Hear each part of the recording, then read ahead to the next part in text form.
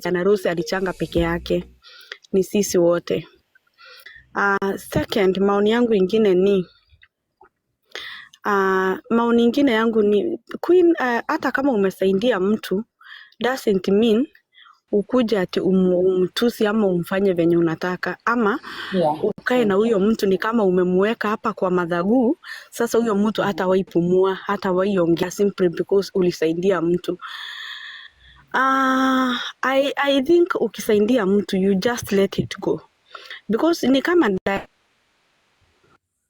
Diana ilikuwa tu ana point simply because alisaidia Rachael. Alikuwa anataka Rachael akae kwa nini yake, kwa madhagu yake, ni kama amemweka, yani asiwaiongea, asiwaifanya anything, unaona.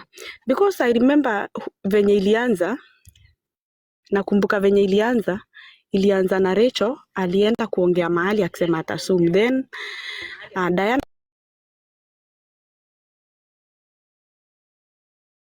Hello guys, it's your girl Patience Status. Welcome and welcome back to my YouTube channel. If it's your first time here, make sure you hit the subscription box and put on the notification bell so that you don't forget any time I post a new video. Remember, I'm the queen of online gossip. So welcome to today's video. Don't forget to give it a like and leave a comment on the comment section.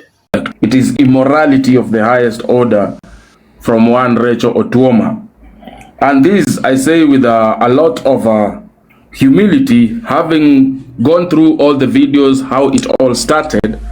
When the first I met was I hear they call her Diana instead of Diana. Diana Rose. I saw her saying that Rachael, umenitukana mpaka na bwanangu, umefanya nini, na kuomba msamaha. Naomba unisamehe kabisa.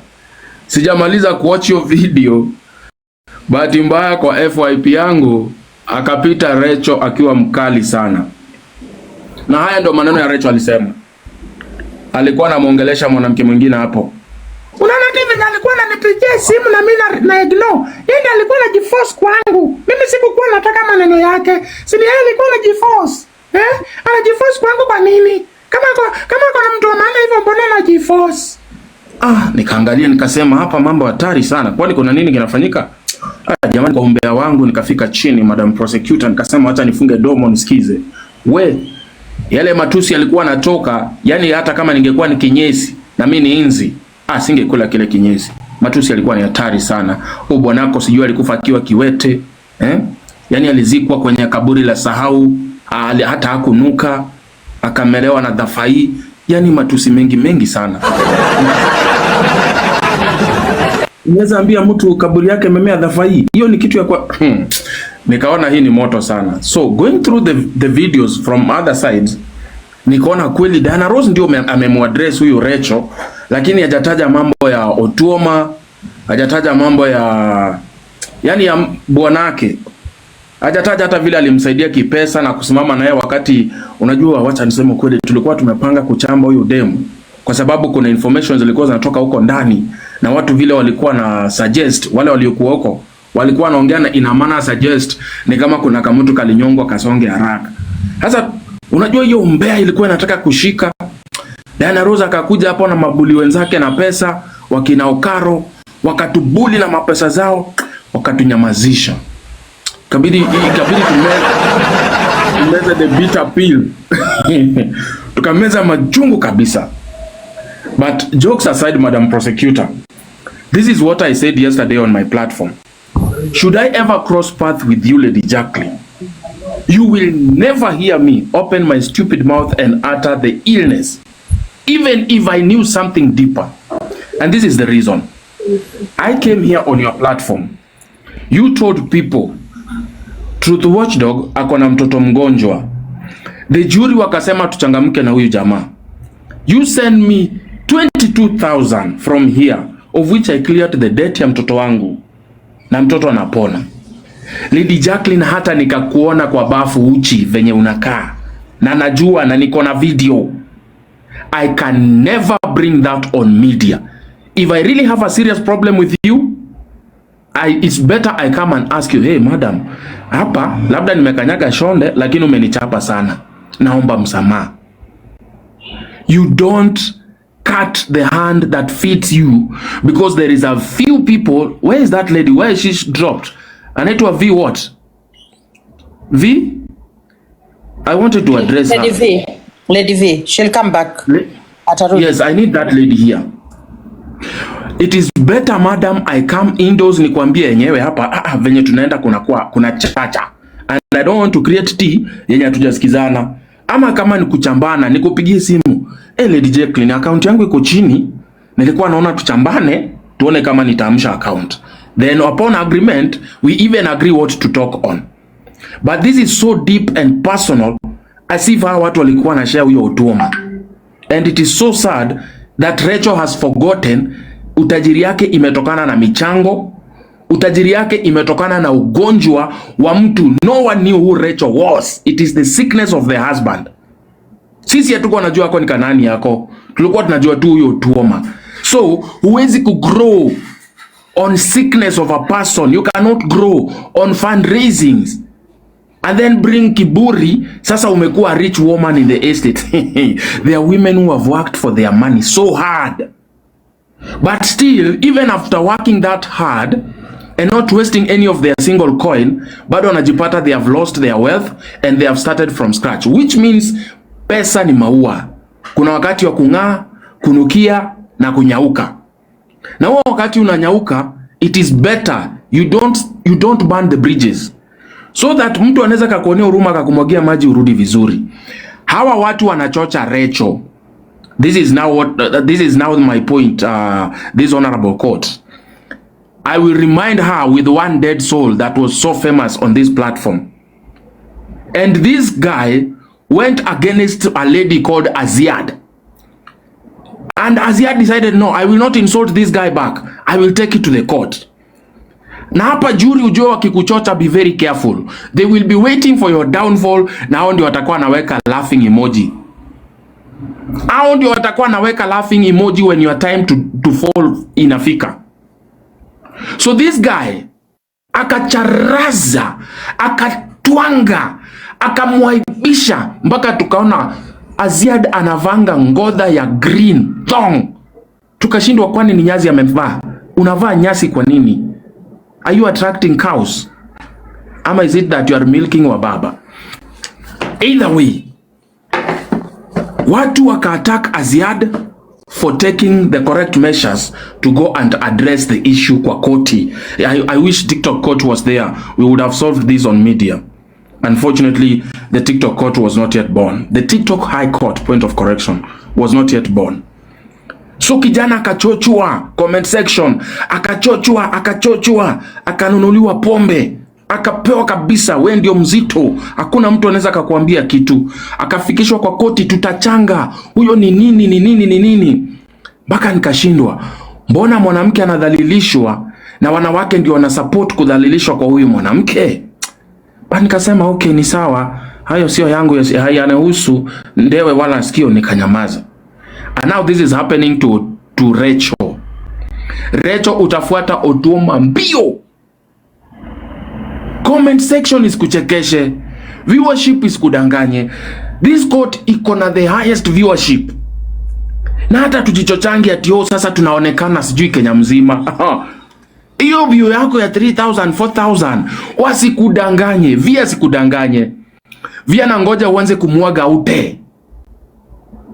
Na utamuona uko kwa Diana Rose. That lady is very disrespectful. She has no manners. She's ungrateful. Kwanza anajifanya na hiyo pesa. Watakuchocha.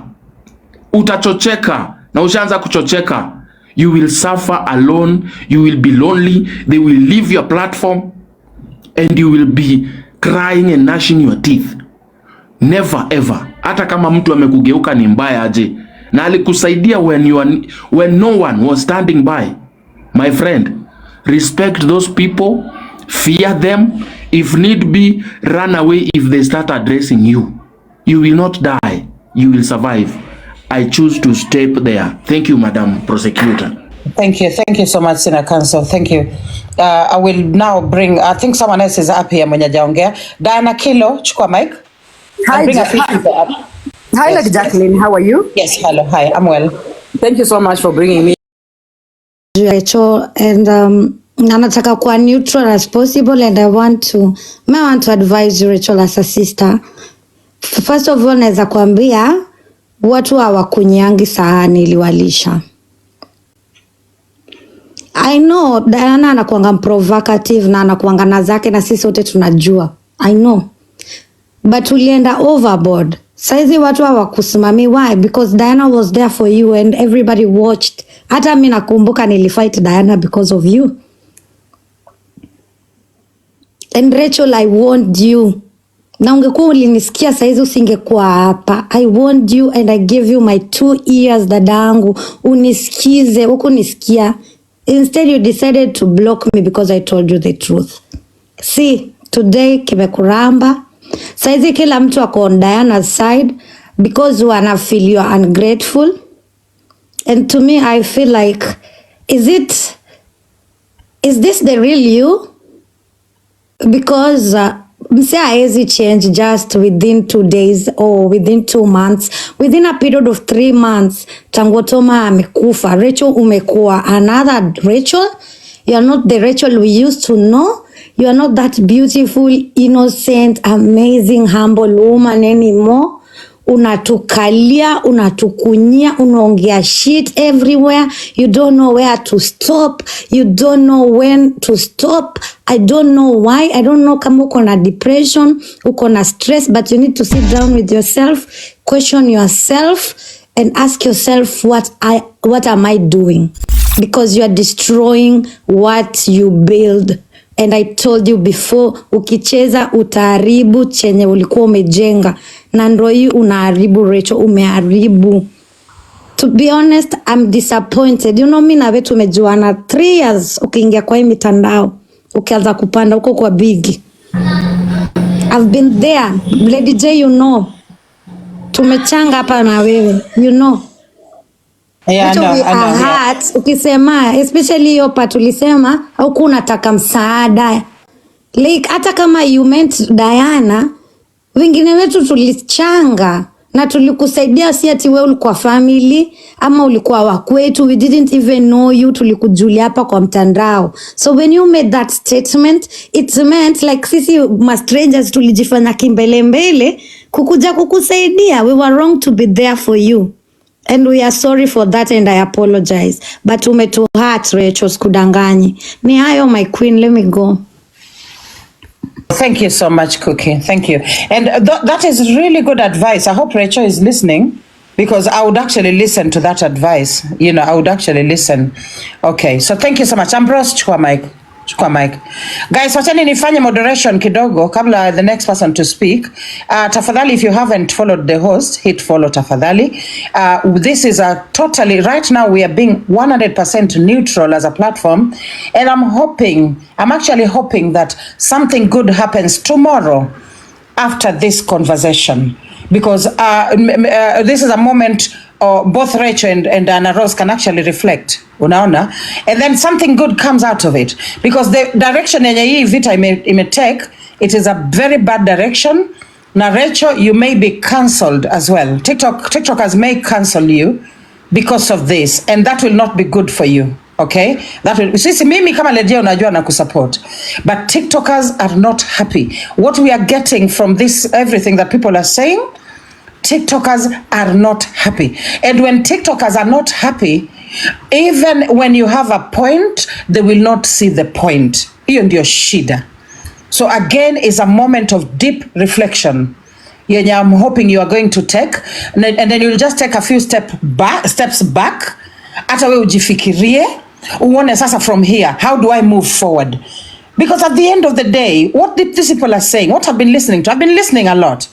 What these people are saying is this: we have done everything for you. You know, we have done this and that and that and that for you. That was a testament of love. You know, that was indeed a testament of love. But then how did you repay us? Yeah? How did you repay us? Our sister, our daughter, our auntie, for the younger TikTokers. How did you repay us? So that seems to be what is happening here. And TikTokers just found a vessel to express their frustration. And that happened to be Diana Rose. Hapa ndio penye kuna shida. I'm hoping you're taking notes and you're going to do something. Aya, chukua mic Ambrose ama ushuke nieke watu wengine.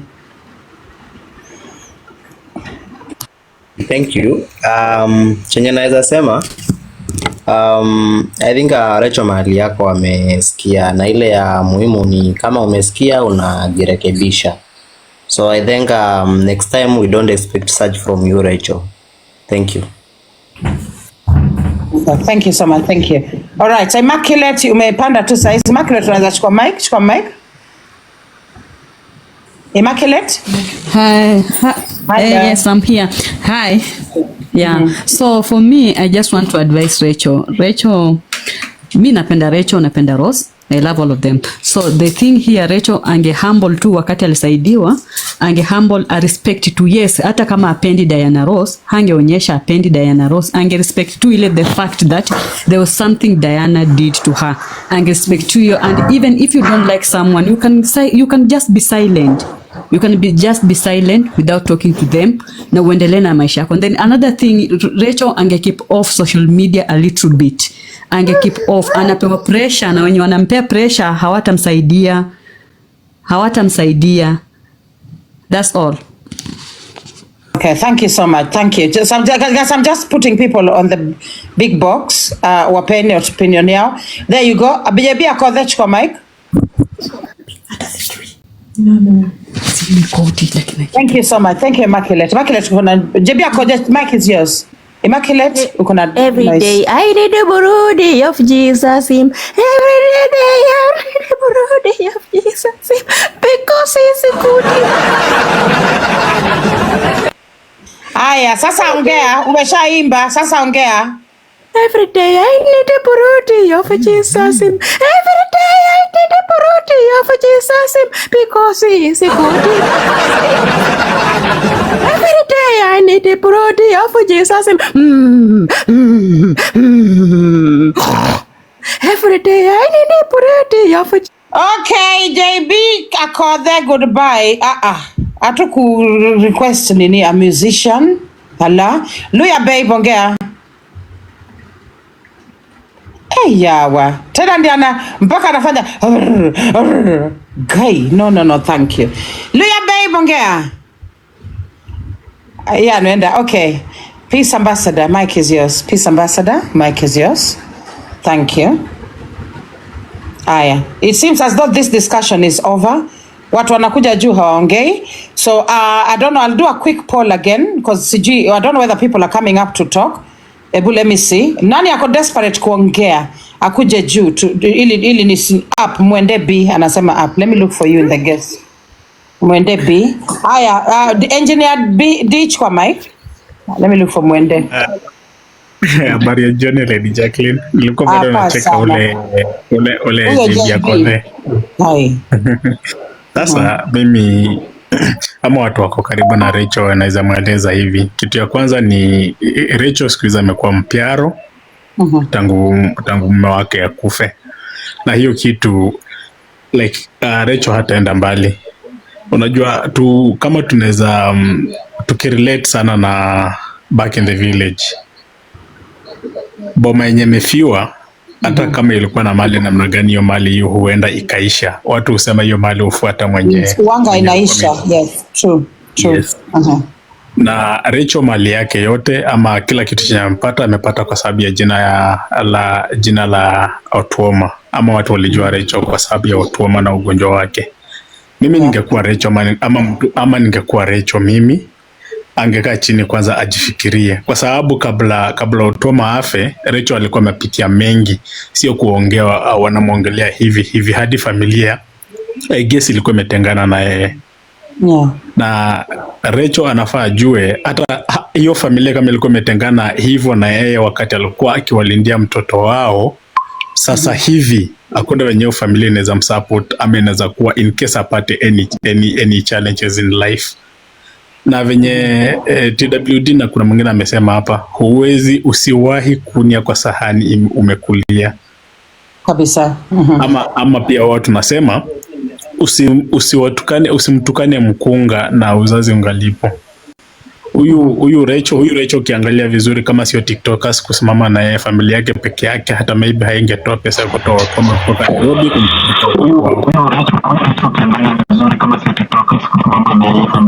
I'm sorry. Yeah, kuna echo. What's the name, Joe? Sorry about that. Continue, engineer. So Rachael, what you need to do, just swallow your pride. Ile zenye wakati mwingine Peter Kia alikuja akasema ulikuwa umesema hata huyo atakufa very soon, na haiku take time. Imagine huyo jamaa akakufa within haikuenda sana akakuwa kamesha kufa. So sasa hiyo wakikuja waseme ulifanya hivyo, itasemekana ni ukweli, wewe uliua bwana yako. Sasa fanya hivi Rachael, take a step back please, take a step back na ujifikirie. Na kwa sahihi Kapunya na akiamua uko charaza na atafanya watu wengi sana kuchukia kwa TikTok. Kama mimi sasa nisha kuchukia already kwa sababu ya matamshi yako na kuattack wale watu ambao ni waume wao wamekufa. Ni hivyo tu kwa sasa. Asante Lady Jacqueline. Okay, asante sana Engineer D. Thank you so much. So next one. By the way guys, I want to do a poll out of something Engineer D amesema. Now, do you think Rachael owes Diana an apology, or does Rachael owe TikTokers an apology? Nataka muniambie tafadhali, because in terms of kuchambana, naona ni kama walienda draw. If anything, I think Diana alichamba kumshinda, you know. But let me see. Let me do a poll quickly. So, apology to TikTokers, ni yes. So, red. Apology to Diana is the sad face, blue. Apology to TikTokers, red. Apology to Diana is blue. Apology to TikTokers, red. Apology to Diana is blue. Let's see what people think. Queen inaweza ongea wakipiganga poll. No, wanga watu waongee poll ikiendelea. Yeah.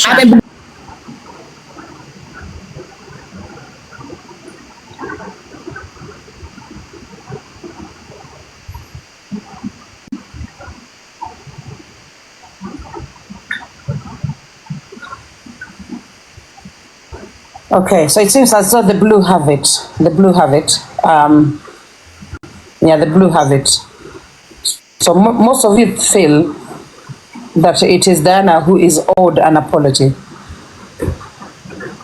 and not TikTokers. Okay.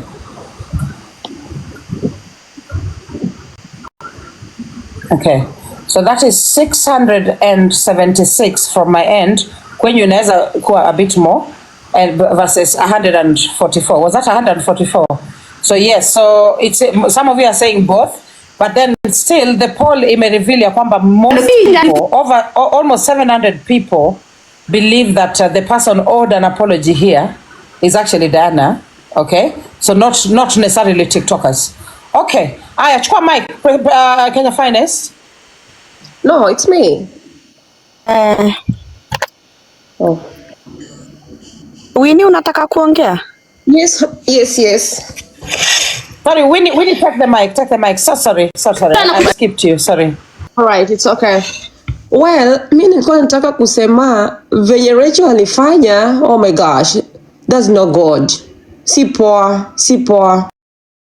It's not good. Or can you tell us how? You know, you need to tell us.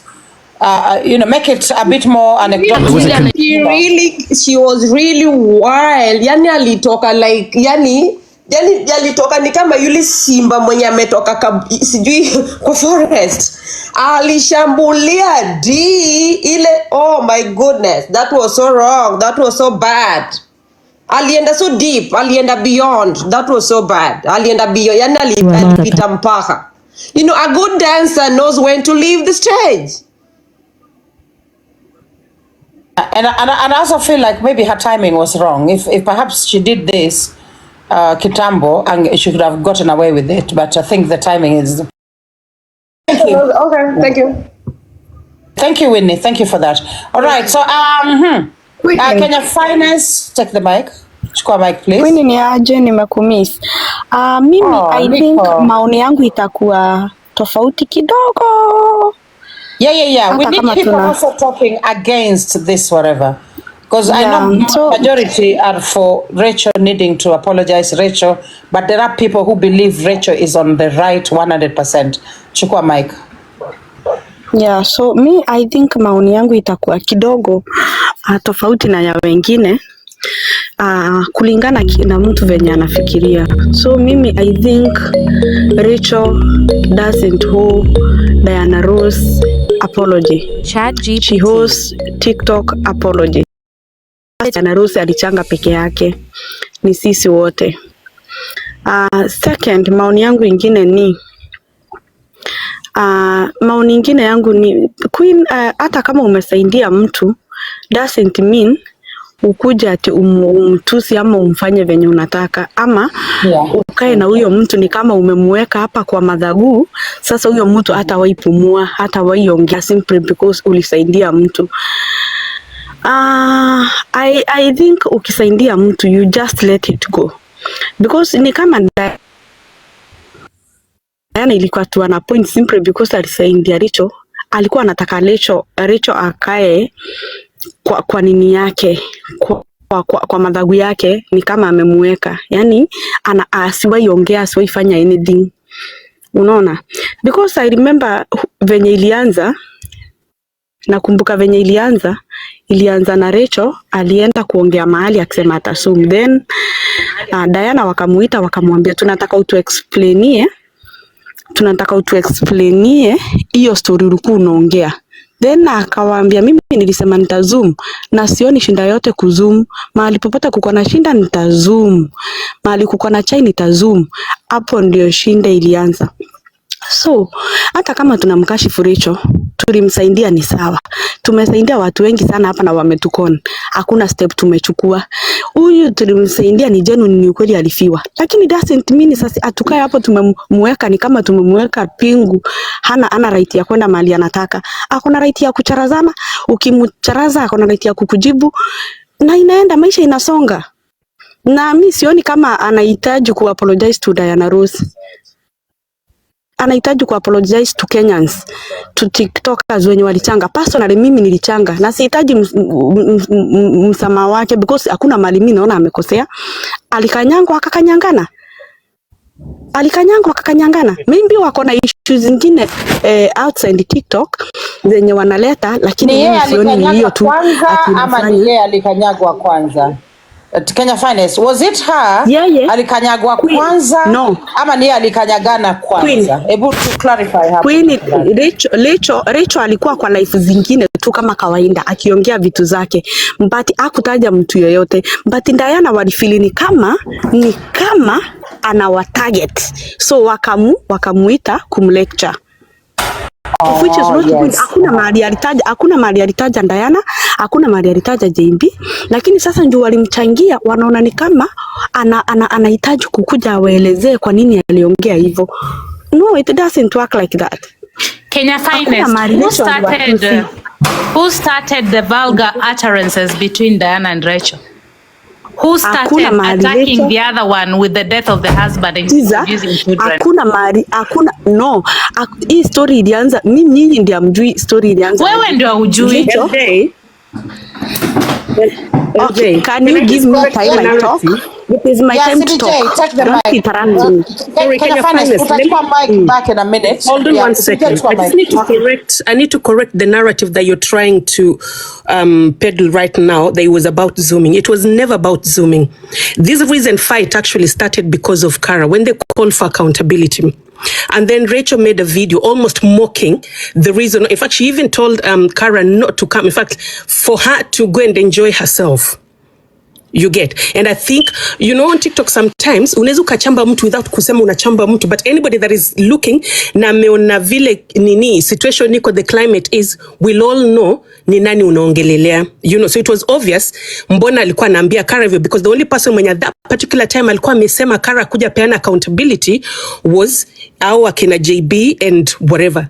That is where now the thing started. So walipoona hivyo, they were now shocked. Unajua, hata ndio mimi nikajua kumbe Rachael and Kara were friends. I didn't know that. Unajua, sasa vile alikuja ndo wakamuita ile kumuuliza tu like why would you say kwamba huyu mtu mwenye, we've now realized that she has condas, why don't you want her to come and give accountability? Hapo ndio sasa Rachel na akaenda na akaanza kuongeza moto. You know, it was so simple at that time. Maybe angesema tu, oh, I didn't even mean it, ama explain. I don't think it would have escalated to this level.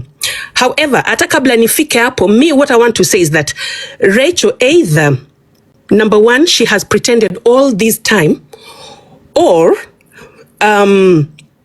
Diana has really created msichana mpaka kwa hii level. Because I remember vita vile zilianza when hiyo story ya Kimberly ilikuja, Diana took the bullets na akasimama. Hata akina Cindy wakijaribu kuleta story fulani, akina Kolo kileta story fulani, Diana was all over akimblock. You know, maybe that time watu wangemuita tu so that we find out some of these things, it wouldn't have gone to this level. Lakini Diana alikuja akablock hizo areas zote and nobody actually alimquestion ama wakamhold accountable ama ile tu kusema, oh, what is happening, mbona hii maneno na mtoto. Because I even remember that's the time yenye Big Daddy pia akaja akasema, I'm shocked, I didn't even know that Otuoma had a child, because I asked you before na ulisema kwamba hana mtoto kabisa.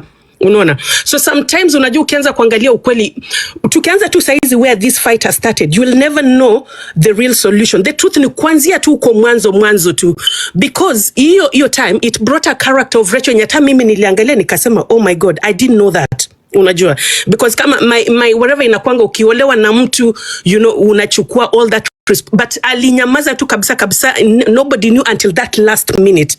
Unakumbuka? And I even remember that time hata Peter Kiwa kaja kakosana na yeye because of hiyo Kimberly's issue. Unaona?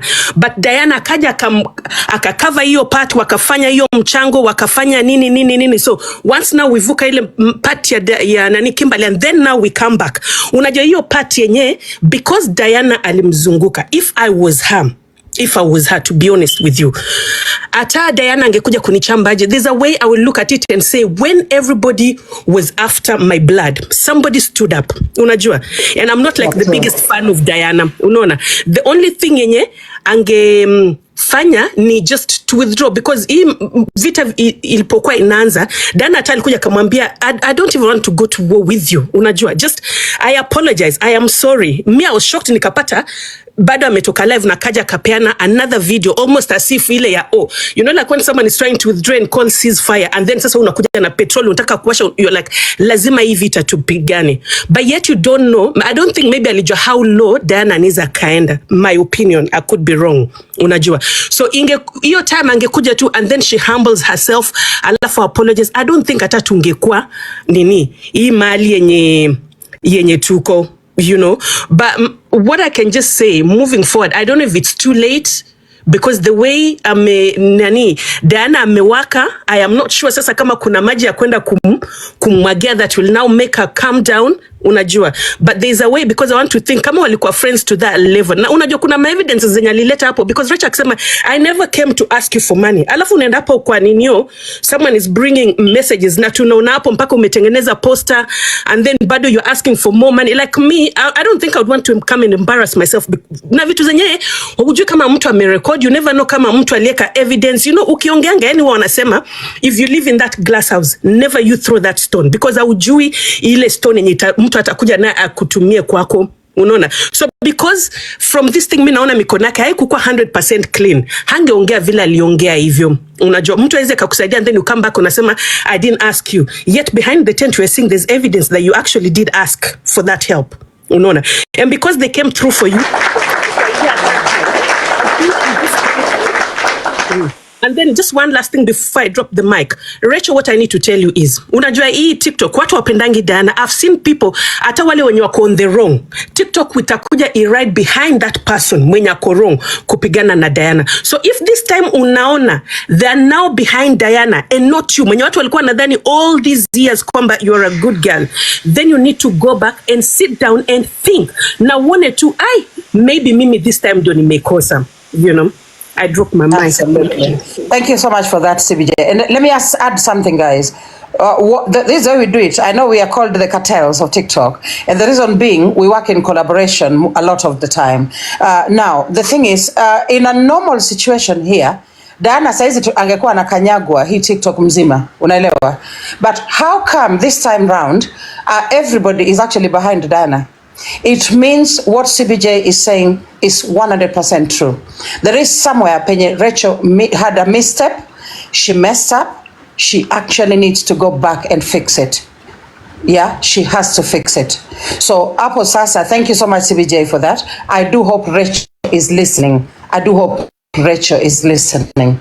Aya, next person to speak. Is it Kenya Finance? Tunachukua mic back. Chukua mic. Mimi nasema tu Nyakabondo, ukikanyangwa kanyanga kabisa. Hii TikTok si ya mtu weak. Thank you. Aya, okay. So Mili chukua mic. Kenya Finance umemaliza ama ni network yako ilipotea? Nimesema akikanyangwa Nyakabondo kanyanga. Okay, sawa. Aya, Mili chukua mic. Mic kwako. Okay. Hi everyone. Thank you. Hello. Now I don't have much to say. I think right now you just echoed back what I wanted to say. As Rachel was taking Otuoma through the journey of illness, I think we saw a very composed woman, a very loving and caring woman. Sure. And she gave us that feel of she's mature, she's able to take care of life in whichever form it comes. Yeah. But when all this battle thing happened, we started seeing another side of Rachel that was not really normal. And most of us were like, oh, maybe she's just grieving, she'll get over it. But as time goes by, Rachel is just becoming an animal. She's becoming somebody who you can't even understand why she's behaving the way she's behaving. And on this one, I 100% want to say she has wronged Diana. She has wronged Diana in the way she has talked back at Diana. Anybody who has followed this thing from the beginning, Diana did not even trigger Rachel to say anything wrong.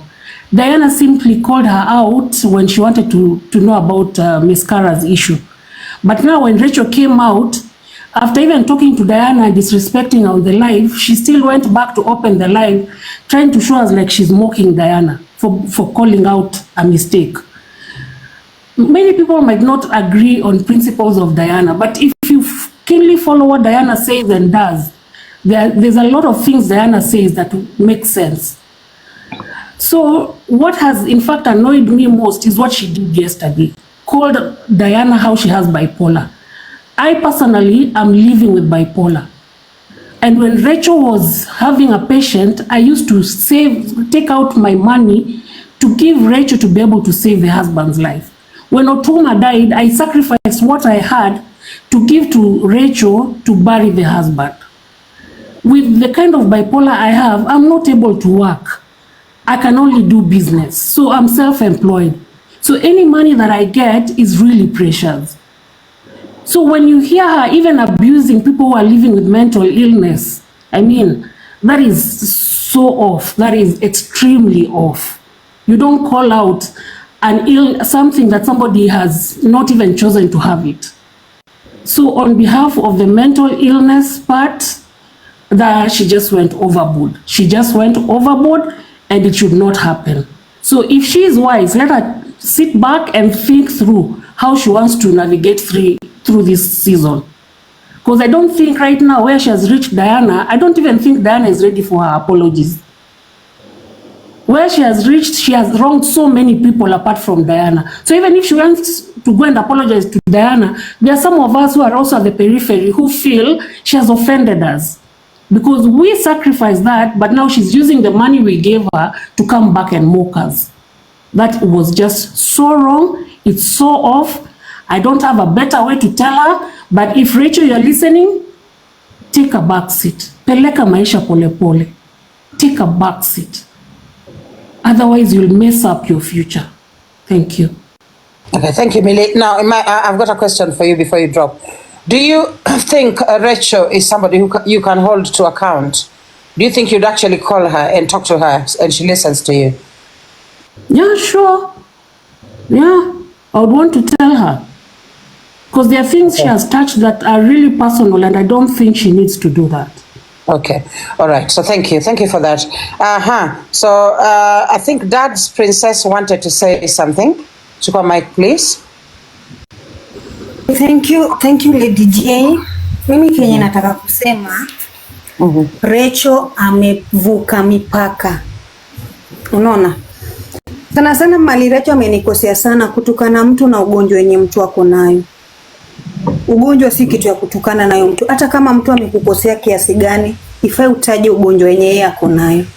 Lakini to balance it out. Si hata Dana wanatukana na ugonjwa jamani. Aliita bwana Rachael kiwembe. Lazima tu balance hata sisi. Haya, chukua mic. Okay, ya pili, kunyia sahani yenye imekulisha. Hiyo sahani pengine utahitaji kesho, utainyia na alafu unaitupa. Hata kama hakuwa anahitaji msaada ya watu, lakini watu walijitolea wakasaidia Rachael. Unaona? Ambaye hafai hata kuongea. Akisema hakuomba, ukipata Diana kuna evidence mali Rachael alimwandikia after hiyo pesa 710 kuchangwa, alienda tena kwa akatext Diana anataka pesa ya catering. Evidence iko pale. Huko anakuja kutukanana akisema hakutaka msaada ya mtu. Mwishowe evidence inapatikana, alienda kaomba msaada kwa Diana. The same Diana mwenye anatukana. Hata kama mtu ni mbaya, lakini kama mtu kuna pahali amekusaidia, lazima urudishe shukrani. Na pia ujinga sio tu. Mimi kenye sana naona, kumbe hizi zote Diana alikuwa amejificha kwa ngozi ya kondoo. Ni chui mwenye alikuwa amejificha kwa ngozi ya kondoo. Wakati alikuwa anataka msaada wa kuhusimu wake is no more, ametoa karakta yake hadharani, watu wanaona what kind of a person Rachael was. Unaona? Na saizi hata ende kwa Diana kuomba msamaha. Diana alisema hatawahi msamehia. Na alimeyavulia ayaoge sasa.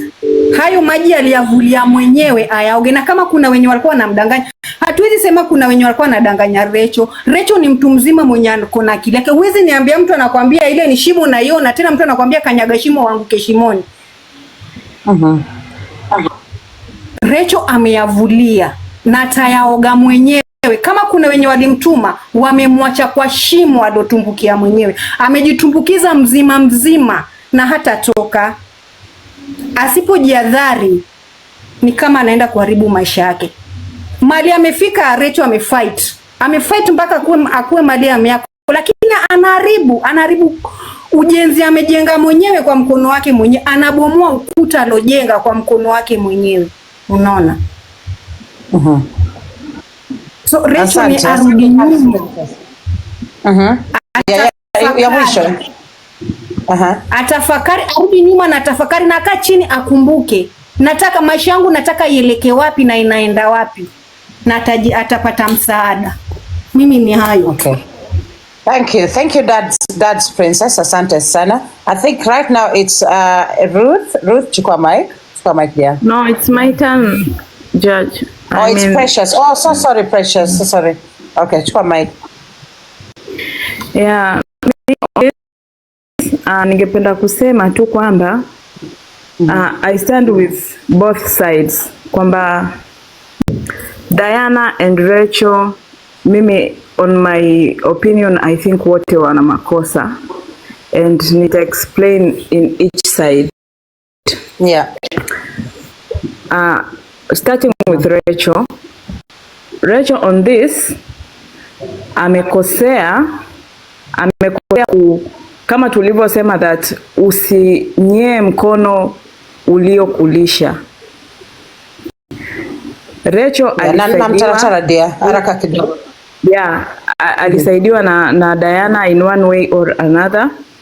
Kwa hicho tu Rachael alitakiwa aheshimu na asiwahi kumtukana mtu ambaye aliwahi kumsaidia. Unajua kwenye haya maisha people should respect people that helped them in one way or another. Hata kama mtu amekukosea in which way, usije ukamwanika kwenye mitandao and kumtukana and everything.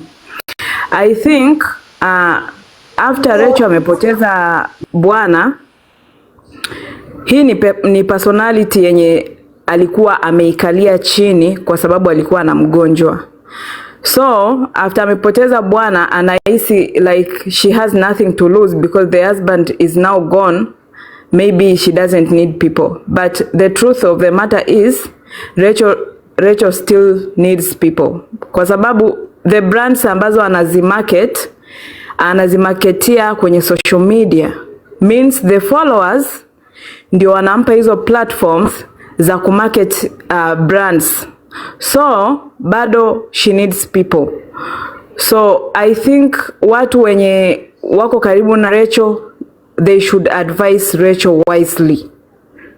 Hii vita yenye anachagua sio sawa. Anatakiwa alinde heshima ya brands zenye ana market. Aache hizi vita za mitandaoni, sio worth it. Akae kama Baba Talisha. Baba Talisha ameamua kurespect the brands na ndo maana haingii kwenye hizi vita. So this vita yenye Rachael ameingia itamharibia. Okay. Then nitarudi kwa side of Diana. Yes, Diana, Rachael amekukosea kwa kiasi kikubwa, but the weapon ambao umechoose kuattack Rachael, mimi sioni kama ni weapon sawa. Yes, kuna the way amekosea na mimi nakubali amekosea. Haraka kidogo. But kuattack the brands, kufata brands sio sawa. Hata kama tukuchaguli silaha, that hiyo silaha ulioichagua it's out of social media. Please, mimi ningependa kuambia Diana behave kulingana na ambavyo yuko ni mtu mzima. Asamee Rachael kwa brands, aache hizo brands ziendelee kufanya kazi zao. Thank you. Thank you so much. Thank you. Dr. Kwame. Madam Prosecutor, kuna huyo mtu hapo anajiita TikTok High Court. I want to bring to your attention such kinds of people ndio wezi.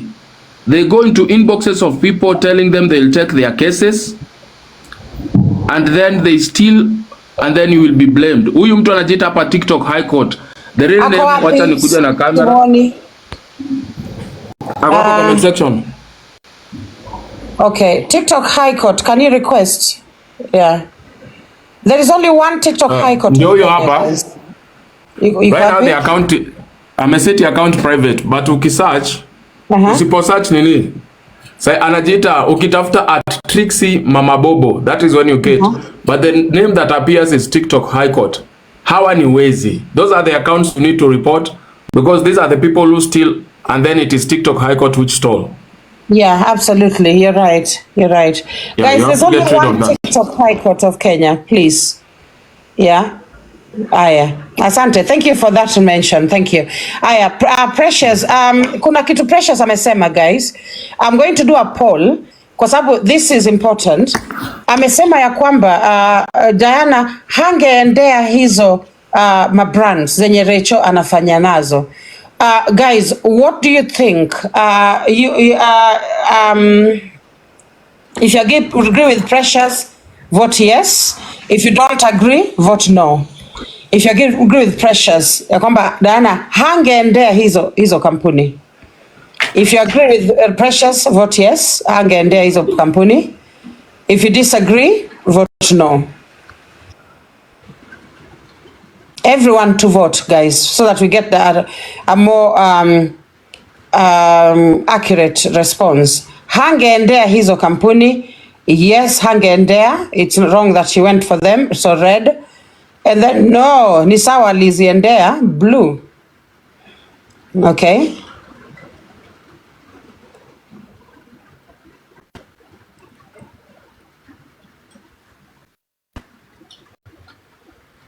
Okay. Vote, guys. Vote.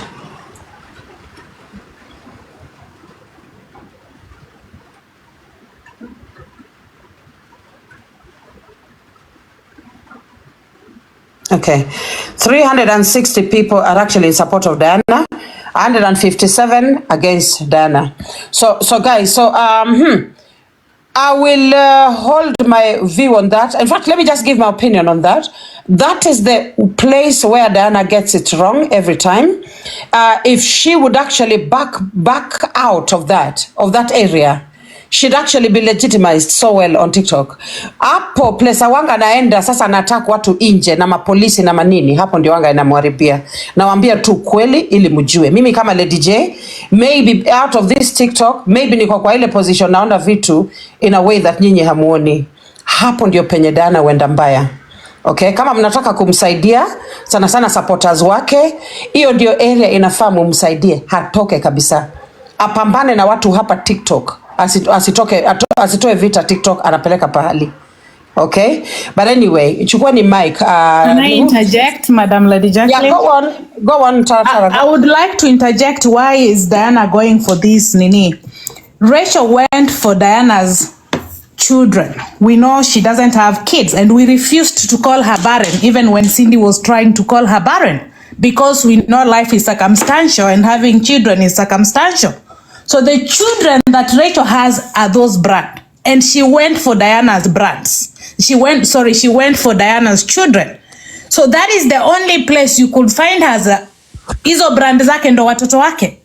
And if you know hizi brand ni watoto wako, how do you treat another person? She started it. Watoto wa Rachel ni brand, ni mboka. She touched real kids. Sisi tulikataa kusema Rachel is barren. But today, I don't know if you know what happened on TikTok. They have gone to bring an ex of Rachel, who is even giving us the gynae history on why Rachel is not having children. You know, it is very sad, the trend this thing is taking.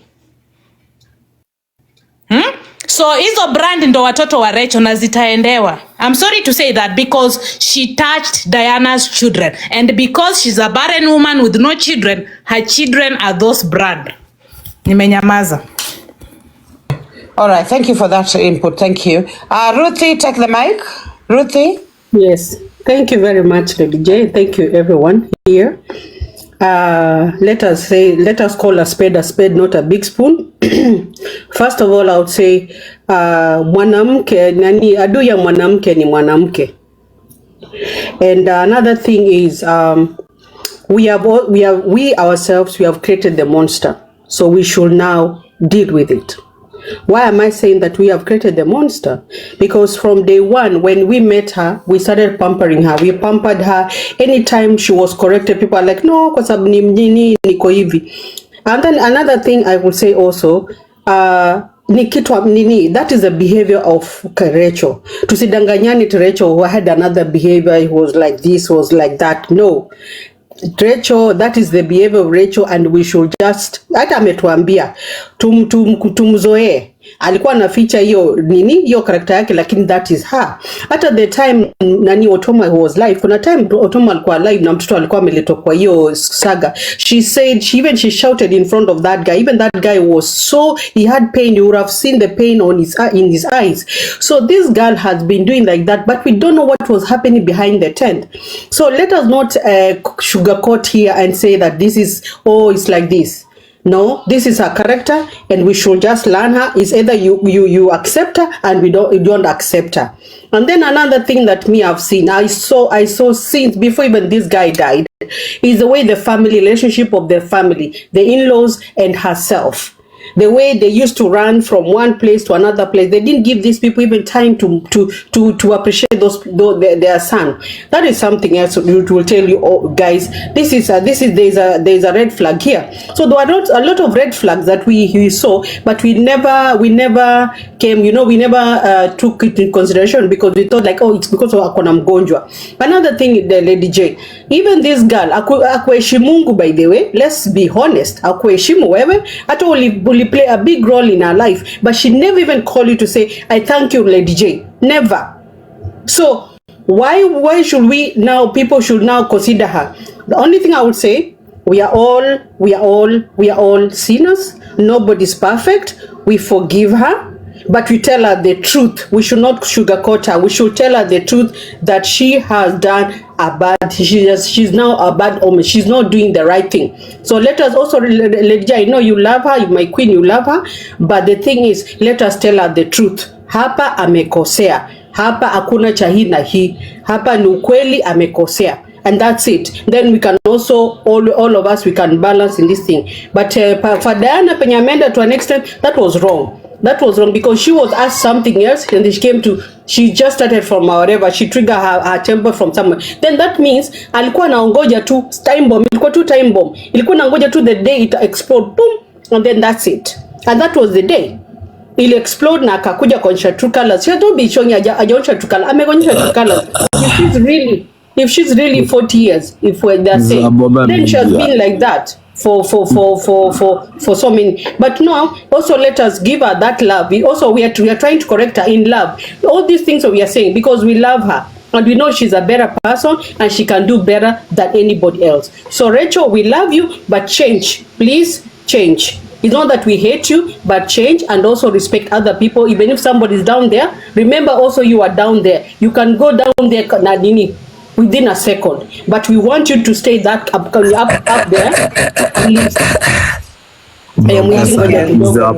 Mzee wa Boma amefika, waza umeongea sana mama.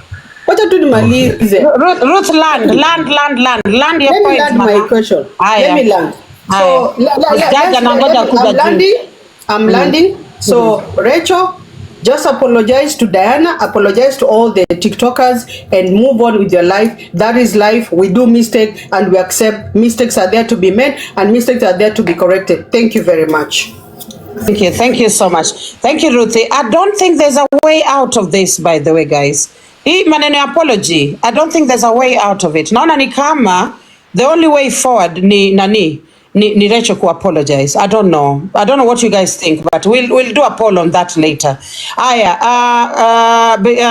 Prince Mwitich kwa Mike.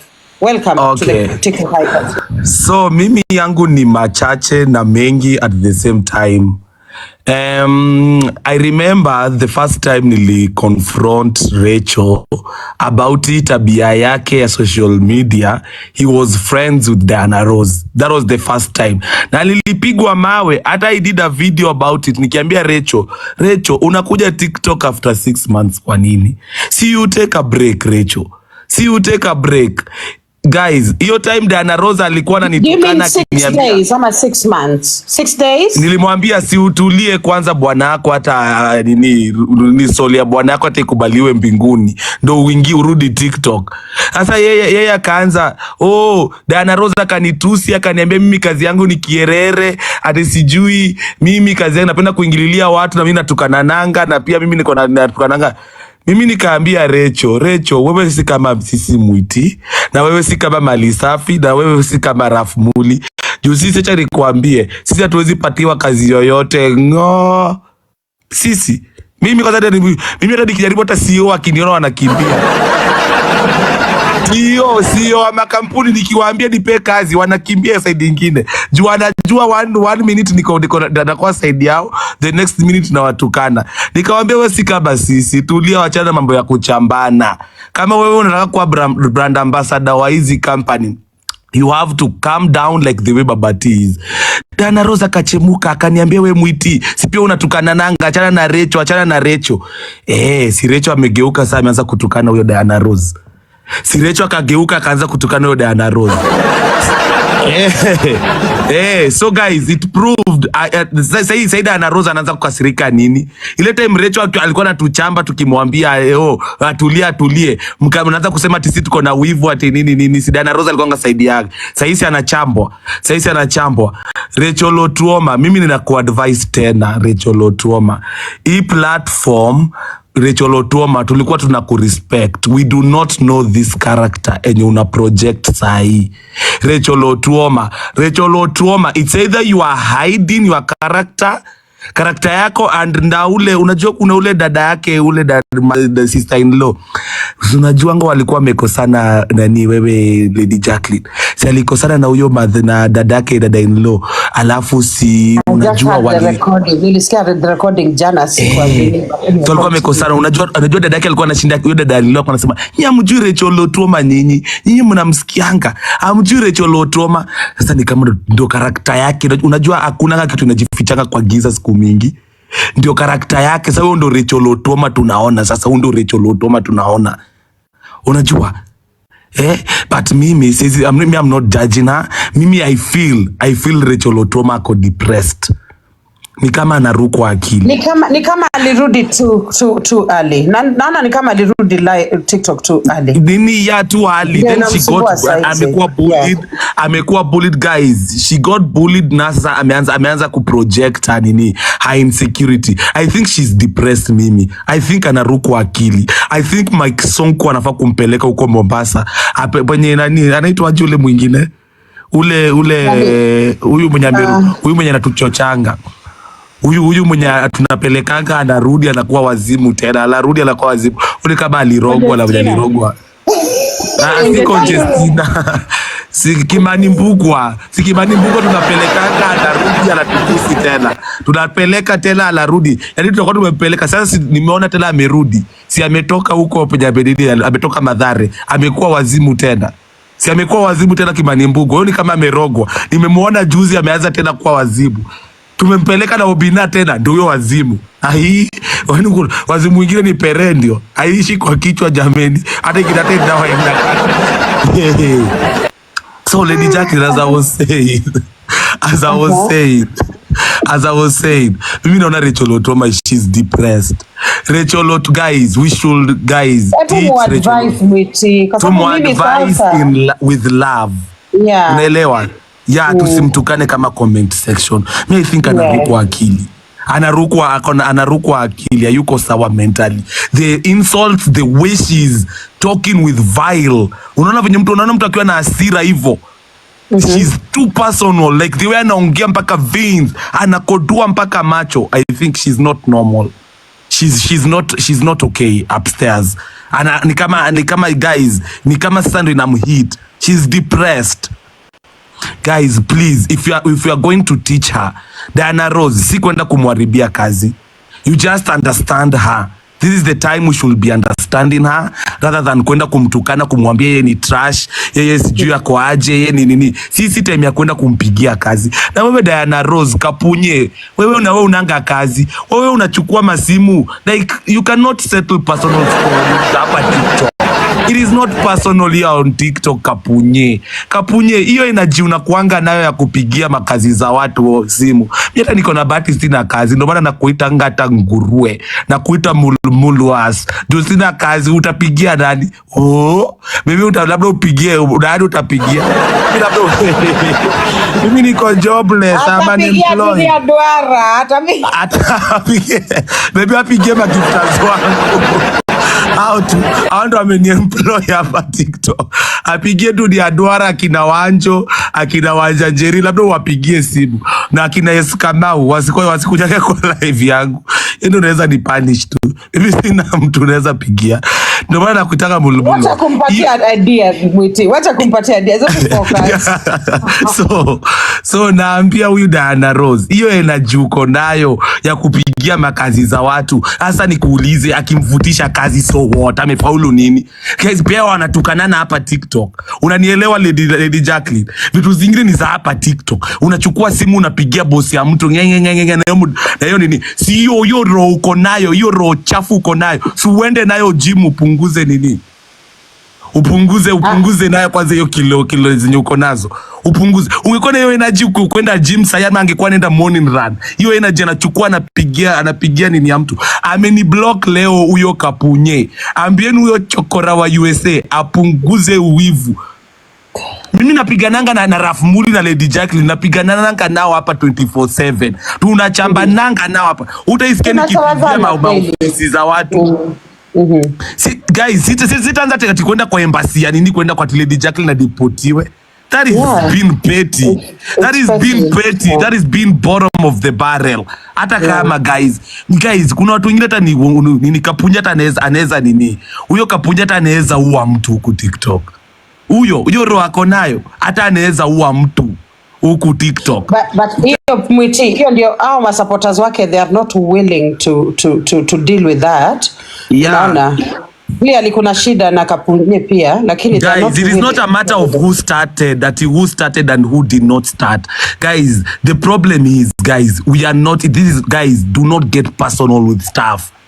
Don't get personal. Msisahau one day mlikuanga your friends Diana Rose na nani na huyo nani wako Obado. Nasikia anaitwa Obado siku hizi. Si Obado na Kapunye walikuanga friends. Yes. They were friends. They were supporting each other. Sasa hiyo wamekuwa maadui. The next day they will be friends again. Don't get too personal. That is my point. Don't get too personal with stuff, with people. Don't get too personal with people. People guys, we are just here to have fun, tuna make content, tunachukiana, tunapendana. The next minute guys, as a matter of fact guys, imagine I'm here and I don't like Lady Jacqueline. Mnadhani napenda huyu nani? Si alikojolea paka. Nadhani nampenda. Niko hapa juu na hakuna kitu personal niko nayo against her. Hey, I have nothing a personal against her. Muliniona nikimpiga vita. Nilikupiga vita huko nikisema koti ishi. Protecting my prosecutor withdraw the statement kutolea paka. Lady J, nilikupiga vita nikisema hii koti tunai-cancel. Mimi nilikuwa mmoja wao nikisema hii court must go. Sitarudi kwa court na si nimerudi. Si niko hapa saa hii. Utaenda wapi pengine? Niambie tu ukweli. Si nimerudi kotini. Na tulisema kwa koti sirudi tena. Na ndio mimi ndio niko hapa namba 1 nilikuwa na shout. So nawaambia guys. Kwa mali safi. Na kukumbuka wenye nilisema sitarudi kotini, ati koti imeisha. Tunamaliza hii koti. Na ndio mimi niko hapa namba 1 kwa nimerudi. Sasa guys nawaambia hakunanga kitu personal hapa. Guys don't get too personal stuff. Hizi matuseta wanatukanana za mabwana zako sijui nini guys. People are crossing the line. Mtu unasema ati bwana ya mtu atalikufa huko akwenda. Guys, yini kucrossia mtu line honestly. Guys, don't get too personal with each other. Hata kama ni kuchambana, people fall out. Hata even animals fight. Lakini tusikue too personal. Watu watakuja kuuana kwa hii app siku moja. Jua hizi uadui za TikTok. Hizi uadui za TikTok za pesa 2, pesa 8. Unashika simu unapigia makampuni ya mtu afutwe kazi. Alafu so what? And then what? Where are you getting it? Nasikia rafumuli and then what? Usiharibie mtu kitega uchumi. Mimi nasema hata huyo mwenye alipigiwa simu wa kampuni alisema this does not concern us, hiyo ni personal issue yako na wewe. Si ndio hivyo ndo nasema. Kwani si rafumuli sita mimi nimeandikwa hapo na baby mama. Kwani unaona nimeandikwa kwa ile useless thing na mimi nikamwambia okay we are getting personal. Nikajua hapa Lady Jacqueline we are getting personal. Si huyo baby mama ameniambia nini? Si niliwaambia nitaanikwa. Nikajua nitaanikwa, yangu ilikuwa inakuja. Baby mama kaniandikia nikiweka wig. Baby mama. Aliniwekea nikaanza mekele video yangu nikiwa wig nikiruka la nini. Nilikuwa kana shoot content. Na yeye. Na mimi nikajua hapa tunaenda personal. Okay, nikarepost. Twende nalo. Nikarepost hiyo video. Twende nalo. Sasa alikuwa anataka kutrend. Nikamtrendisha vizuri. Nikairepost. Tuende nalo. Sasa alikuwa anataka hiyo. Unajua mimi sili wangu mabibi mama wanataka gaji. Hata uwatumie milioni bado tu pere sura wajua tu kelele 24/7. Hata uwatumie pesa ngapi bado ni kelele tu kupri. Alikuwa na nini? Unawajua tu. Guys, mtako na baby mama for real ama natubeba ufala. Ujaona nimeanikwa. Ujaona tumacho ni wangu kabisa. Unataka kukota siwezi ruka tumacho ni wangu kabisa pale nilikuwa foto. Ni yupi aletwe kotini bwana? Hata nikijaribu kuruka ni photocopy kabisa. Child support. Ni photocopy kabisa. Nilisema hata sitaongea. Uone nilinyamaza nikalenga. So guys, things are not personal guys. Things are not personal. Tuache kuchukulia vitu too personally. Guys, hii app ni entertainment na kujibamba na kuchambana, tunachambana, tunapendana. Mimi kama Peter Kiwa aliniambia niliua Chira, nikakasirika siku 2 tukapendana tena. Tusikue personal na vitu zingine. Ekeni vitu lightly. Take the things lightly. Diana Rose na huyo Dani msiuane juu ya mambo ya TikTok. So mimi kwa hayo machache nilikuwa nasema nilikuwa nimekuja kutoa maoni na nataka kuambia Rachael please cool down city, cool down. Utawezana na pressure hii ya TikTok. Cool down. You are becoming too much. I just hope. I hope Rachael atasikiza. You are becoming too much, sweetie. You are crossing lines. You are crossing the line. Hata kama ni unajaribu, you are trying to unajua, maybe she's trying to stay relevant, but she's crossing the line. It is now becoming irritating. Don't make TikTok ikuhate Rachael Otuoma. Tulikuwa tunakupenda Wacha nikuulize kitu mwiti. Wacha nikuulize kitu ambacho sielewi hapa vizuri. You know, huyu Rachael alikuwa na respond kwa Diana Rose. Wacha nipatie jina yake. Alikuwa na respond kwa Kapunye. Hakusema hakuhitaji watu wote wa TikTok. I don't know why wanatumia the card kwamba TikToker yote wa TikToks wote ndio walikuwa na addressiwa. Alikuwa na address Kapunye. Unanielewa? So usichanganye maneno.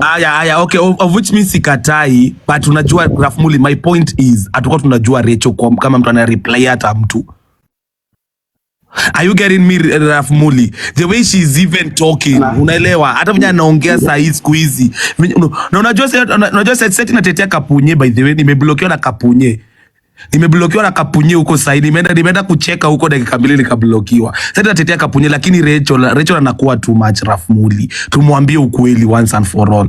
Rachael ni mtu tuna respect, ni mwanamke bomba. Tulikuwa tunamjua kama mwanamke bomba, ni mwanamke tulikuwa tunajua alikuwa, unaelewa, the things even najua mimi nakwanga kwa live yake, the way she even addresses the comment section, unaelewa, venye na address the comment section very, unaelewa, it is ako detached, ni kama ako detached na TikTokers, like we don't know how. Mimi Rachael aki vile anapushiwa Mungu moja. Mimi I feel a bit frustrated kwa sababu nampenda.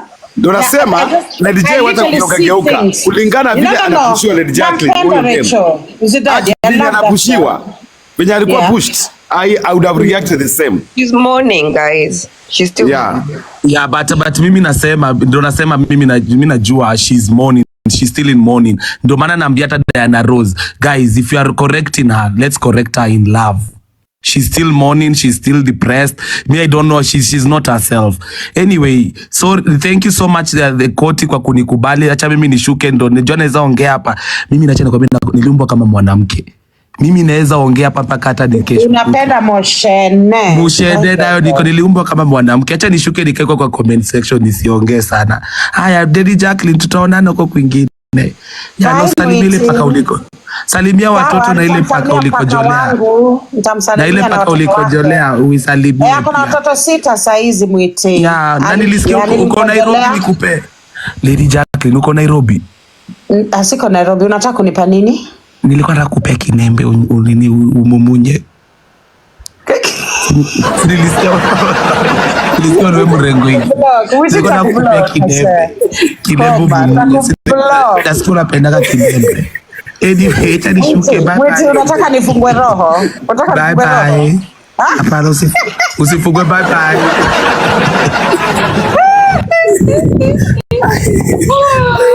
Utakoma, nakwambia utakoma hii mwaka. Utakoma hii mwaka.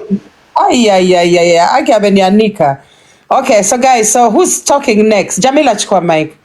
Guys, I know I may sound two-sided. I may sound like namgeuka Rachael. No. Guys, when you love someone and you want them to succeed, ukiona wanaenda pabaya, you feel so helpless in it. Saizi na feel like, oh my God, kama ningekuwa Rachael ningefanya hivi na hivi na hivi. Sisi tumelearn his street. The reason Lady J is where she is on TikTok ni kwa sababu amelearn his street. Mimi his street naielewa. Niko na inaitwa encyclopedia ya TikTok.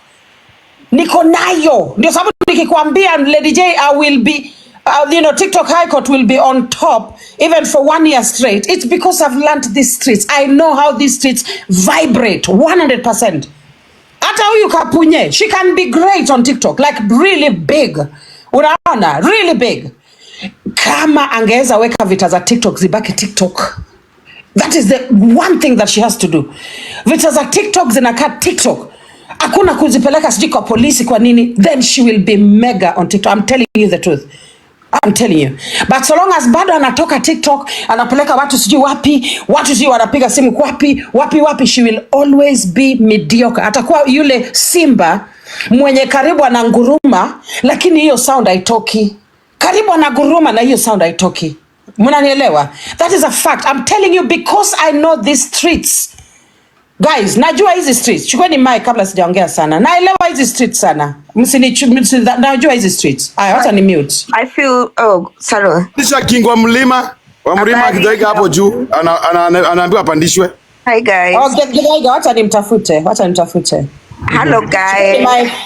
Hello, chukua microphone I feel Rachel right now, she's a lion who's lost a kitten. She's mourning. Na mwenye atamwendea want to her or him because she'll come for you. But I think this is out of character. We all agree this is out of character for Rachel, which to me namu understand. This girl is mourning. Now the people that have like Nini, I remember where this beef came from yake na nani na Diana. Diana, there's a time alifungua Nini live akamtusi na bwanake. Okay, maybe si kumtusi as per se, like kumwambia facts about how ako huko, the guy is not rich, hakuna kitu atamwachia, she's just breaking her back, kitu atamwachia tu sijui ni ngodha nini. She kept it in her heart.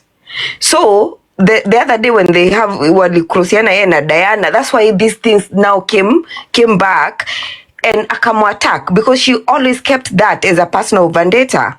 So ndivyo amemkujia akamtukana the way amemtukana.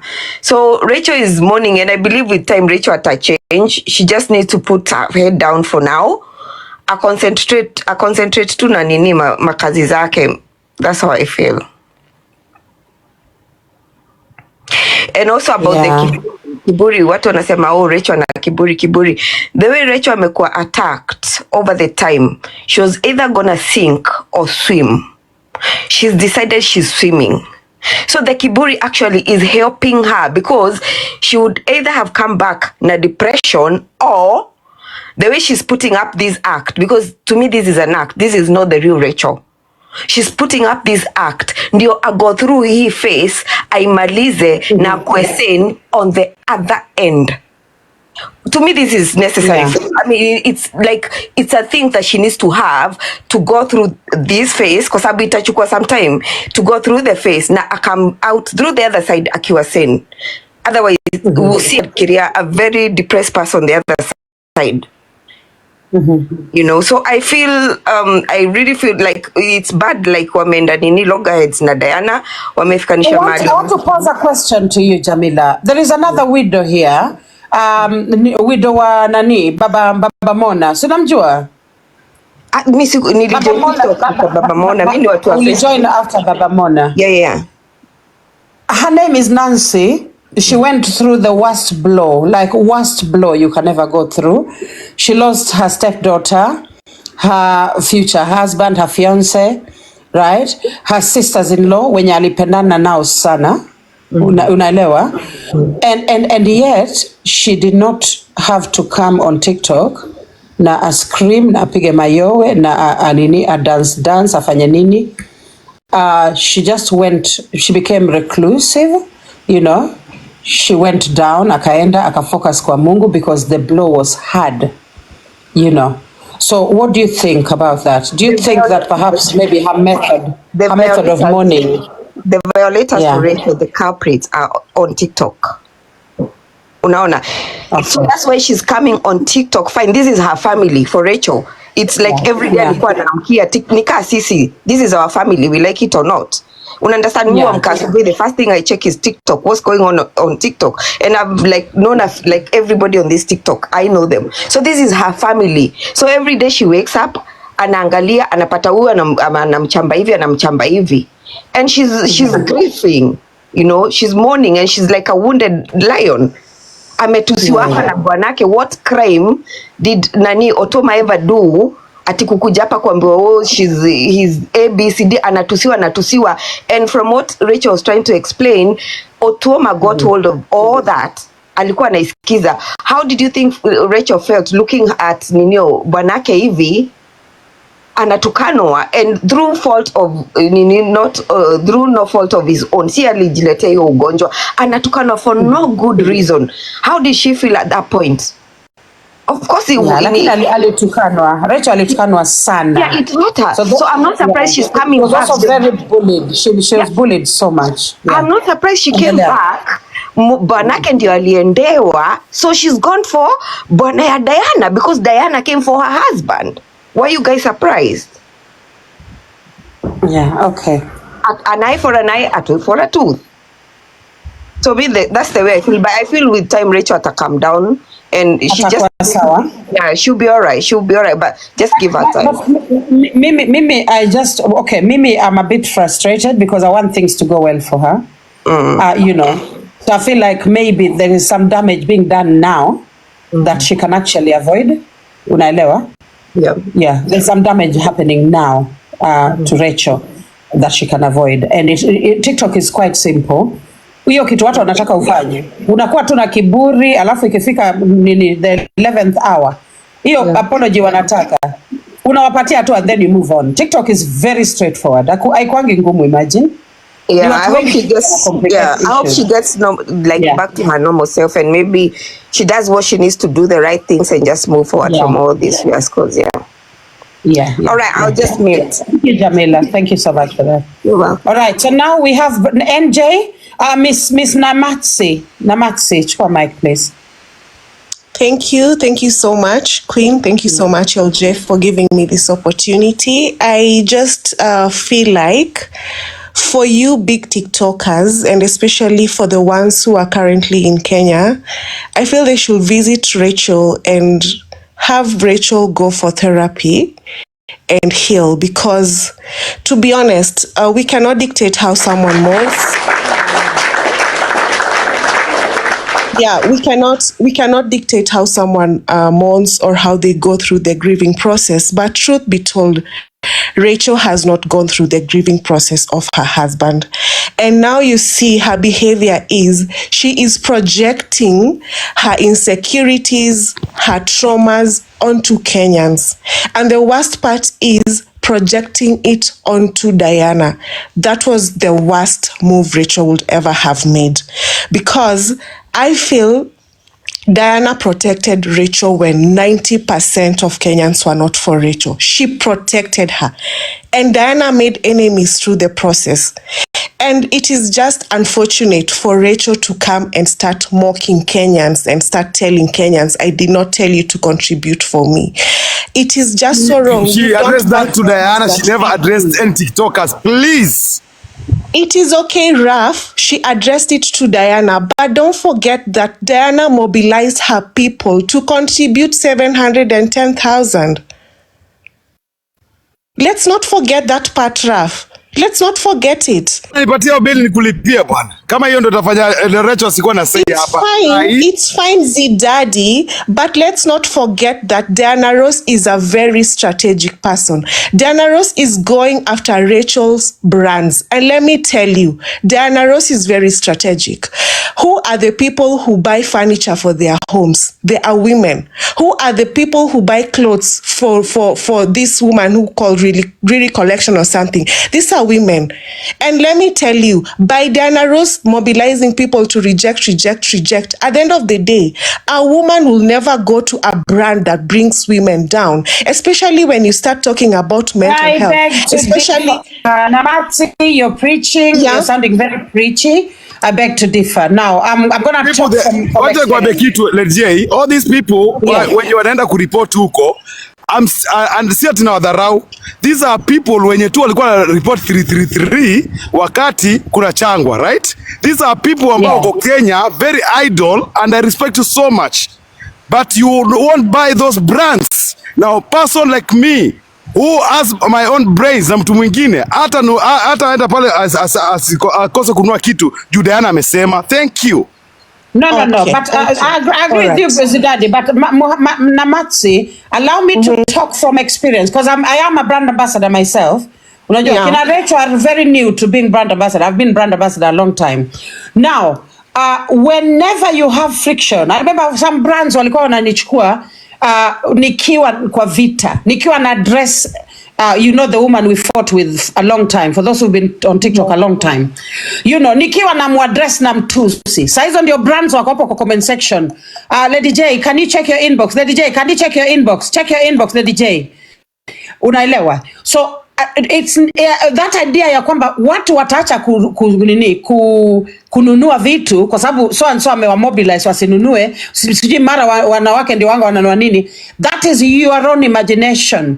Right now, Dawn Palace is going to make a ton of money from this controversy ya Rachael. okay? A ton of money. I used to sell up to 5 million in one weekend myself. 5 million kwa mashamba in one single weekend.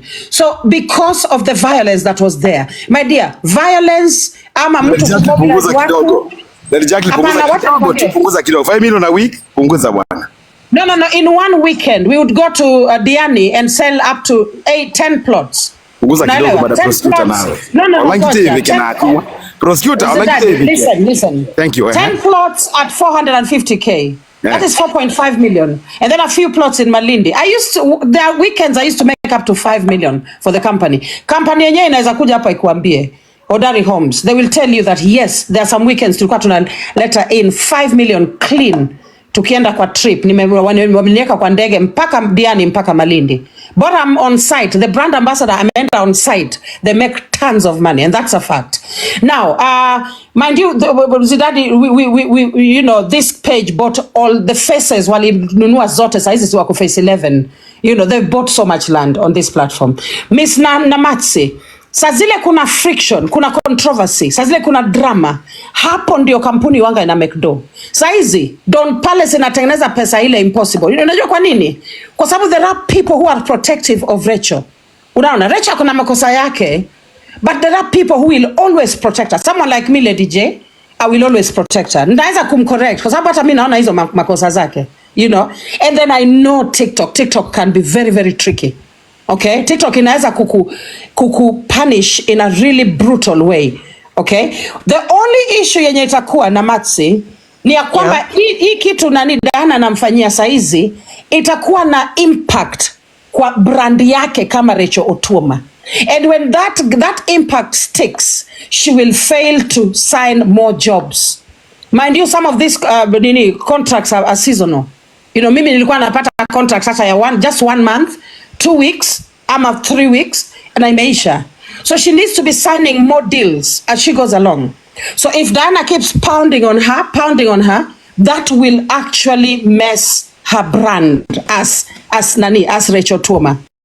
So that is what you need to say. But right now, Don Palace, wapigie simu hata kesho, waulize leo walitengeneza pesa ngapi. Hata utaamini. Wacha ni mute. Chukeni mic. I can support that. I can second you on that. Kwa sababu hakuna kitu tu kwa, including myself, hakuna kitu tu kuambia babatalisha. But brands mpaka akapelekwa Dubai, akapelekwa kila mahali. So, unaelewa? Including kusemekana kwamba ni yeye ameua. So, hii kitu ni kumharibia tu jina hapa TikTok, lakini kwa upande wa brands, nei, kaput. Hakuna kitu mnaharibia Rachael Otuoma. Thank you. Wacha drop microphone. Okay, Zidadi, let me just finish my point and then I drop. But yeah, LJ, actually, that is what I was coming to in terms of what Rachael needs to do is just to at least a little bit calm down and just protect her future, her brand for the sake of the future. But what we need to do right now is just sit down with her, talk to her, let her go for therapy, let her grieve Otuoma. It can take a month, it can take a week, it can take, we don't know, but actually Rachael is sinking and she's gonna drown. That's what I wanted to say. Thank you so much.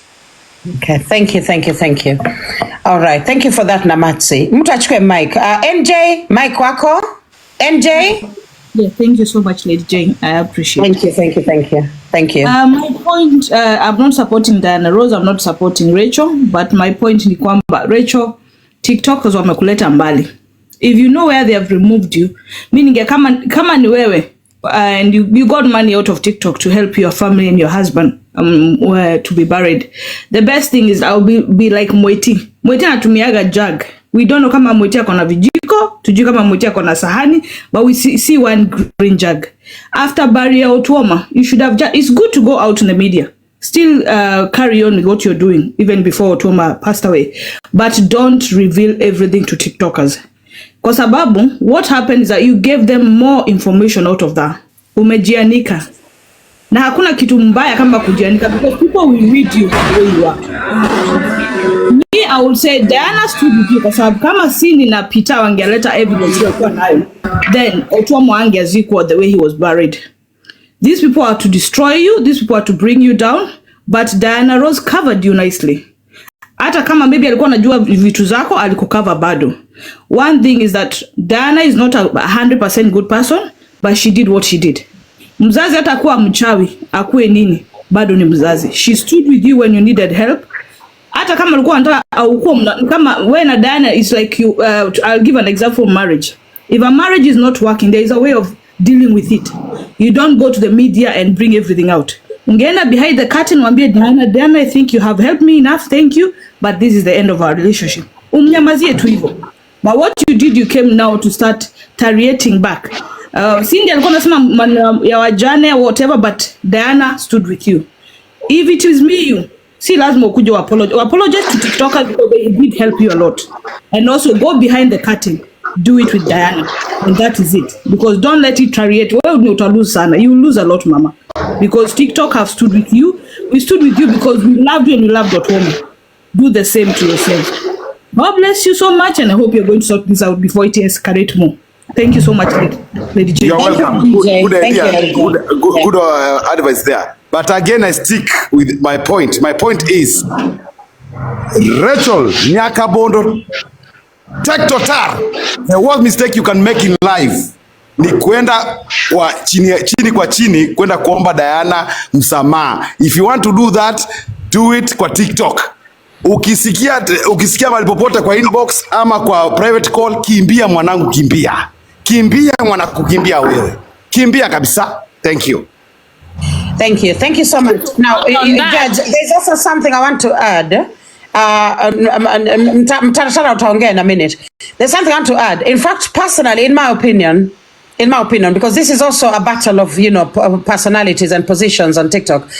TikTok, it's all about, positioning as well. Unaona, uwezi jifanya ni kama uko humble kwa mtu mwenye unamwangalia, hata unaona huyu kuna venye nimemshinda hapa kwa TikTok. TikTok iko na form of stratification as well. So mimi advice yenye ningempatia, apologize to TikTokers as a whole, the TikTok fraternity. She does not need to apologize to Diana Ross. In my opinion, kama Lady J, kupea maoni yangu, she does not. Hiyo itamumiza in terms of her place on TikTok. Saizi after Otuoma's death, she really rose. Okay, she rose so much. I remember Rachael Otuoma with around 60,000 followers. Okay, so she rose really, really much. So Mimi, in my opinion, the people she owes an apology are actually TikTokers, not Diana Ross. Diana Ross wamekanyagana wakaenda draw. Anyway, chukueni mic guys, chukueni mic. Mtara ulikuwa nataka kuongea, chukua mic.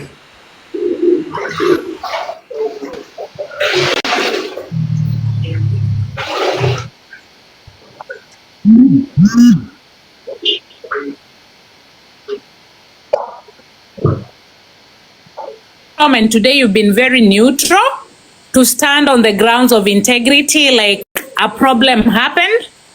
Kama akona masikio asikie, because what does this even tell you about you? I know umesupport Otuoma when he was alive. Huwa unasema all time tumetoana mbali. When what happened to Diana, what did people question themselves? Those who came out to be philanthropists during their vulnerability period, So it is just a teaching. Let's see what's gonna happen. Yeah, absolutely. And there's something people are saying that I'm being personal. Guys, I've been super neutral. Kama mnanijua. No. You have been super neutral. Yeah. If you know my today you've pointed, I've been here from beginning of this issue. You've pointed out clearly palimakosa imekuwa and everything. You've been super neutral.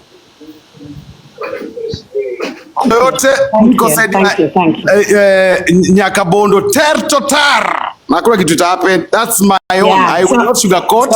Niwaambia ati sijui niko neutral. Tulisema hii si court session, ni opinion za kila mtu. I'm not apologetic to anybody.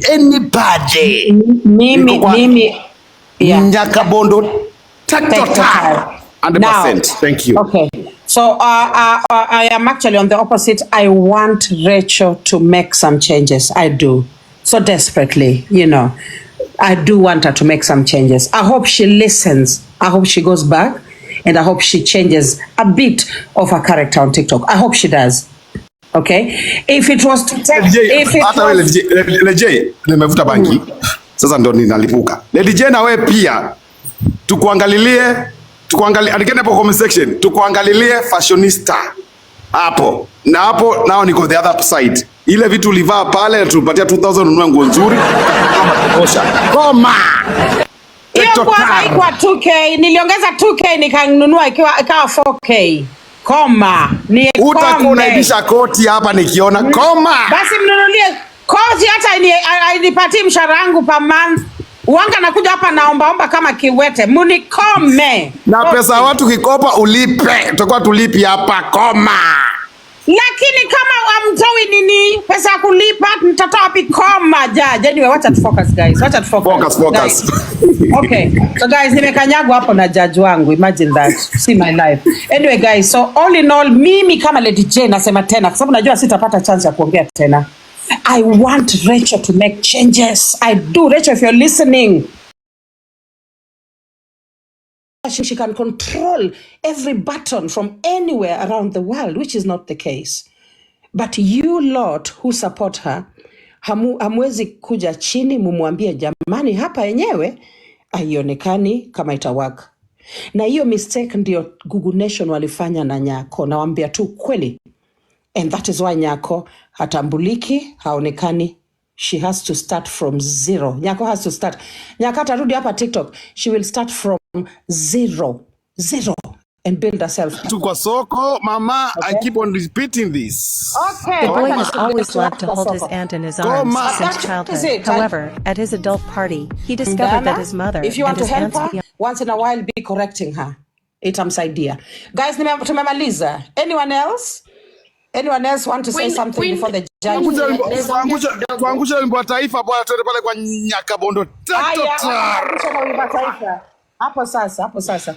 Aya, ongea Mariatis as I do the set up the song. Aya, ongea. Thank you Queen. Wacha niseme neno moja. Upande wa Rachael, tumemzoea Rachael kwa mtu mtulivu. Kwa vile ambavyo amekuja na hii kasi ya juu, arudi chini kidogo. Upande wa Diana Rose, asimchokore mtu akidhania mtu hana cha kusema. Hilo ndo naweza sema. Yaani tukue na boundaries zetu. Wakati tunamchokora ule mwenzako ukidhania hizi sema chochote atasema. Na sisi comment section watu waenda na taratara, watu waenda na maji ya sewage. Tukiambiwa twende tuaenda. So Rachael atulie for the time being, atulie. Kabisa atulie, jifanye mjinga. Maana tulimzoea kwa mjinga. Lakini tusimkanyage tukisema eti ni mjinga jamani, tusichokorane. Ukinichokora nitatoa mavi. Hapo sasa. Kweli kabisa Maria. Thank you so much. Thank you everyone. Thank you all those who participated in this discussion. God bless all of you. If I let any of you down, please forgive me. And then if I said something that offended any of you, please do forgive me. Mkitoka hapa mwende na Mungu. Hapa, this is TikTok High Court of Kenya. We stand for everybody. Here tunakaribisha kila mtu. Leo hata president wa Mazuzu mwenye amekaa kwa block list yetu for almost a month. Nimemtoa block list. Nimetoa president wa Mazuzu block list. Unaelewa? He's the only one who has been blocked on our platform for so long. Lakini leo nimemtoa kwa block na nitamuita na jina yake. Mali Safi is officially out of our block list. He's now a free human being. Aya, hapo sasa. Acha niweke national anthem Jaja Shuke. Thank you guys so much. I appreciate all of you. Thank you. So thank you so much for watching the video to the end. Remember to like, share, comment, and if you have not subscribed, please make sure you subscribe and put on the notification bell so that you know every time I post a new video. So guys, thank you. I'm gonna see you on my next video. Bye.